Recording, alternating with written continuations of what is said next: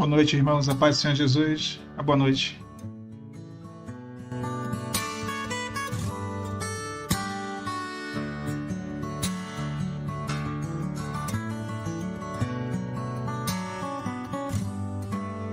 Segue a nossa saga. O YouTube continua não notificando, mas vamos lá.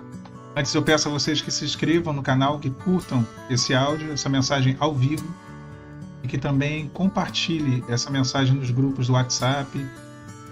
Eu acho que fazendo isso não é para a minha glória de forma nenhuma, é para a glória de Deus. Fazendo isso a gente compartilha aquilo que talvez o Espírito Santo possa querer falar ao coração de um ou outro irmão. E também é uma forma de ajudar o canal, né? De o canal continuar, seguir com essas mensagens diárias ao vivo que eu tenho postado para vocês. Amém?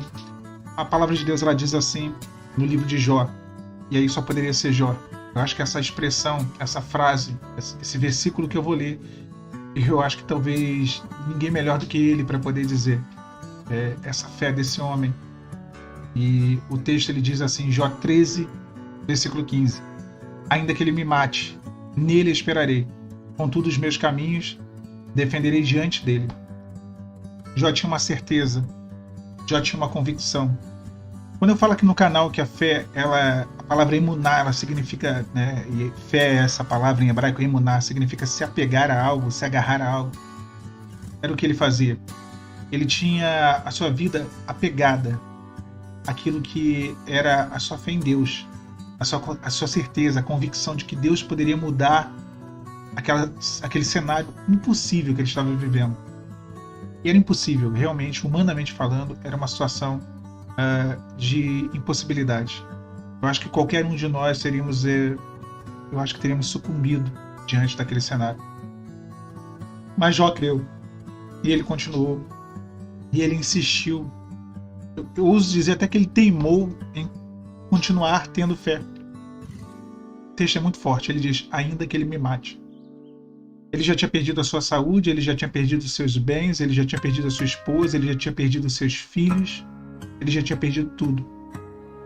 Mas ele diz, ainda que Deus me mate, nele esperarei. Olha isso. Contudo, os meus caminhos defenderei diante dele. Os caminhos de Jó eram caminhos de equidade, eram caminhos de retidão, eram caminhos de um homem que não só conhecia Deus, mas servia a Deus. É uma diferença entre conhecer a palavra de Deus e praticá-la, e vivê-la. Jó, a palavra fala que ele oferecia sacrifícios ao Senhor pela sua vida e pelos seus filhos. Ele fez um concerto com os seus olhos para não olhar para mulheres. Ele era um servo que ele temia a Deus, era um homem reto, íntegro e temente a Deus. E esses eram os caminhos que ele defendia.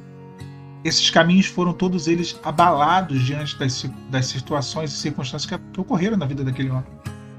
E não é assim conosco? Quantas situações, quantas circunstâncias nos fazem rever ou repensar se realmente valeu a pena ter sido fiel? Eu já questionei isso inúmeras vezes. Eu já comentei para vocês aqui, eu na minha igreja, eu era o primeiro a chegar e o último a sair. E quando veio a tsunami, o furacão, o tornado ou qualquer fenômeno destrutivo da natureza, eu falei, será que valeu a pena? Pensei comigo mesmo. Será que vale a pena defender os meus caminhos diante do Senhor? Jó ele diz, contudo os meus caminhos defenderei diante dele. Será que aquela fidelidade, eu pensava que Deus tinha sido infiel comigo, e às vezes nós pensamos isso. Nós achamos que Deus foi infiel.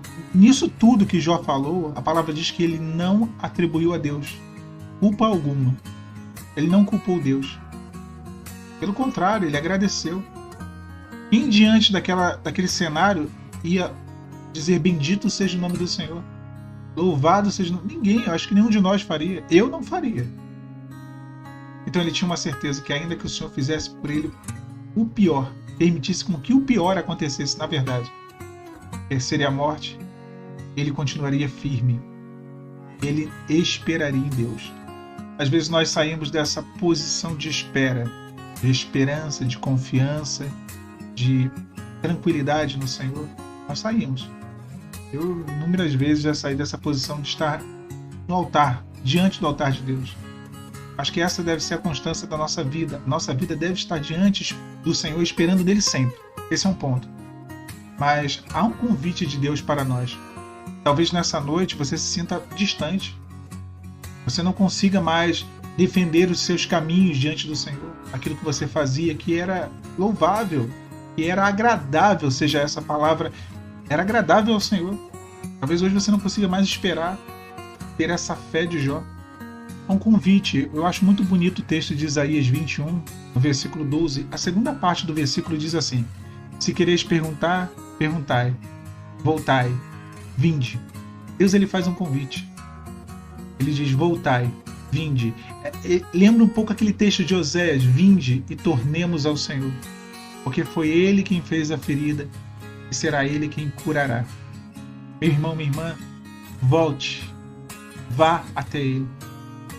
Se coloque de novo na presença dele. Olha, Alan, eu não consigo, eu estou me arrastando. Vá arrastando. Ainda que seja arrastando. Eu creio que muitas pessoas chegaram no seu limite diante de Jesus.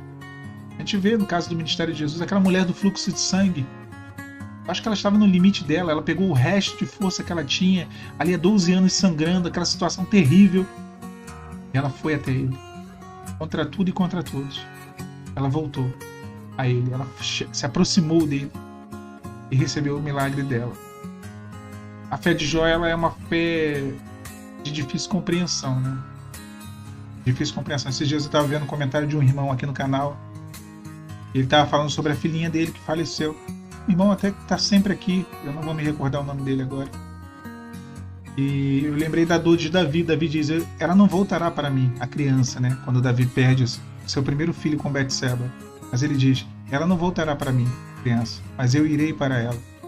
Imagina uma dor insuportável. Os filhos que enterram os pais, ou são os pais que enterram os filhos. Uma dor, deve ser uma dor tremenda. Jó viveu isso 10 vezes. 10 vezes ele viveu isso. Mas mesmo assim ele se manteve firme, crendo, confiando em Deus, confiando no Senhor. Ainda que ele me mate, nele esperarei.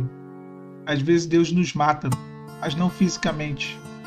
Deus mata, permite com que morra a nossa razão, permite com que morra os nossos sentimentos, permite com que morra o passado, permite com que morra muitas coisas que nós queremos vivas dentro de nós. Mas às vezes ele permite com que morra para que ele mesmo ressuscite. Deus ele faz isso. Ainda que ele me mate, ainda que ele te mate. Espere nele. Confie nele. O Senhor te abençoe, meu irmão, minha irmã. A paz do Senhor Jesus.